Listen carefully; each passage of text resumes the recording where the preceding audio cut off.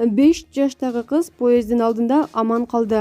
Нью-Йорк шаарында эркек киши 5 жаштагы кызы менен поездин астына секирген. Бул тууралуу чет элдик жалпыга маалымдоо каражаттары маалымдашты. Маалыматка ылайык 45 жаштагы эркек киши 5 жаштагы кызы менен келе жаткан поездин астына секирген. Бактыга жараша кыз аман калып, атасы поездге тебеленип каза болгон.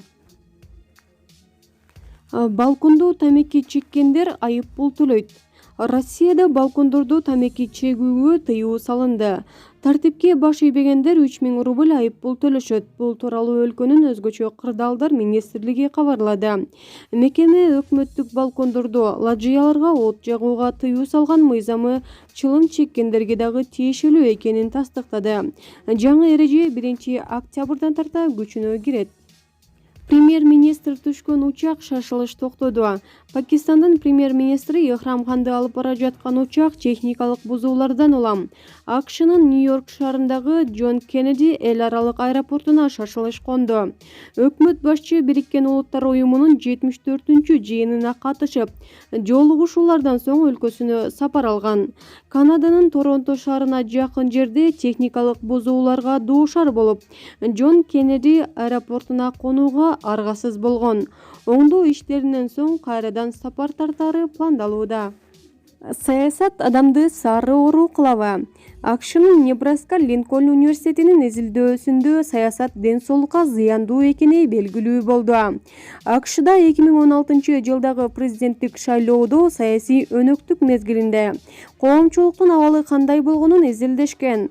Ага катышкандар уйку качуу жана тынчы кеткенине арызданышкан. 40% саясат стресске алып келгенин айтса, ар бир 5 кишинин бирөө саясаттын айынан уйку бузулганын билдирген. Катышуучулардын 20% саясий көз карашынын айырмачылыгынан улам достору менен мамилелери бузулганын, айрымдары саясаттан улам өзүн чарчаңкы сезгендерин билдиришкен. АКШда 10 миллиондой адамда ушундай абал болгонун изилдеген Кевин Смит жыйынтыгында саясат ден соолукка зыян экенин айтты.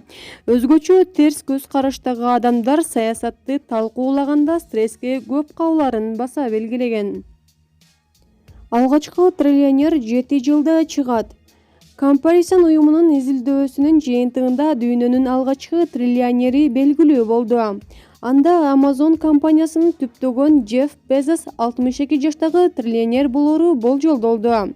Ажырашуу процессинде байланыштуу 38 миллиард доллар жоготкону менен анын байлыгы өткөн 5 жыл ичинде 34%га өскөн. Безостон кийинки триллионер кыймылсыз мүлк боюнча кытайлык ишкер Ху Цзян болот. Тизмектегилердин көбү технологиялык ишкерлерден турат. Мисалы Марк Цукерберг Instagram, WhatsApp жана Facebook тармагындагы ээси болгон үчүн 2036 жылга чейин триллионер болушу толук ыктымал. Булак заман кейжи.